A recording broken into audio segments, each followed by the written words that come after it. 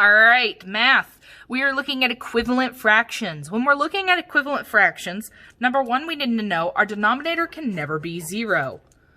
Why? Because you cannot divide by 0.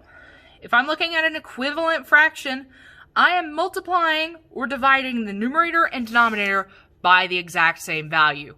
So 2/9, if I want to find an equivalent fraction, multiply both the top and bottom by 2, I could get 4/18. I could get 8/36. I could get all sorts of things. I could also do the opposite. So I have 9/12. If I divide both by 3, I find 3/4. But I could do the opposite. I could go to 6/8. 7/8. I could do 14/16. I could do 28/32.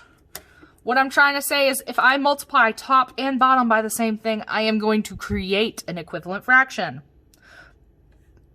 But if I know that I want an equivalent fraction, but I don't know the top number, but I know, say, the bottom number is going to be 81,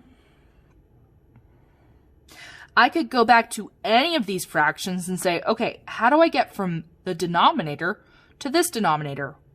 Well, I know 9 multiplies by 9 to get 81, which means I'm going to multiply 2 by 9 to figure out that x equals 18. If I'm looking over here and I know I need I don't know the denominator, but I know the numerator is 15. I'm going to look at any of these and figure out, okay, can I multiply any of those by something to get 15? 3 multiplied by 5 is 15. So 4 multiplied by 5, x is 20. Down here, if I'm, again, trying to find the missing value, and I know that the bottom is going to be, let's think about this, 24. And I do not know the numerator. 8 times 3 is 24, so 7 times 3, x equals 21. All right, each time I am looking, I am finding an equivalent fraction so that I can find something to multiply my denominator by to get to the same denominator, or my numerator to get to the same numerator. All right, flip over to the back. Improper fractions. Now, if I'm given an improper fraction, I need to know I need to simplify it into a mixed number. So we need to take that denominator and figure out how many times it goes into the numerator. 5 goes into 22 4 times with 2 left over, which means 4 2/5. 4 goes into 14 3 times with 2/4 left over. But here's the deal, I can simplify that further to become 3 1/2. One of the best ways I know to figure out if your fraction pairs are equivalent is doing a cross product.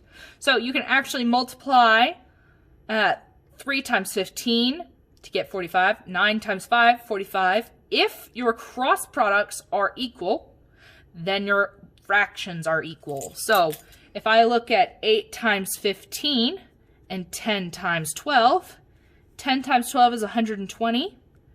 8 times 15, 8 times 5 is 40, hold the 4, 8 times 1, 120, which means they are equivalent. I'm sorry, I totally skipped over mixed numbers and improper fractions. I do what is called a popcorn. I need to multiply 8 by the denominator, add the numerator.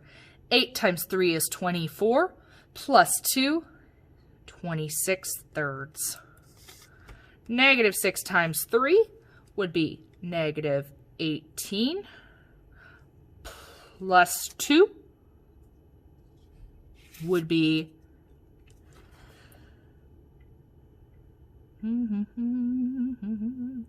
negative 18, it'd be negative 20/3. All right. Y'all have got this. You know how to simplify, so I'm not going to go over that. Your homework is going to look a lot like this deal. So please make sure that you're practicing that and ask any questions that you got. Bye, guys.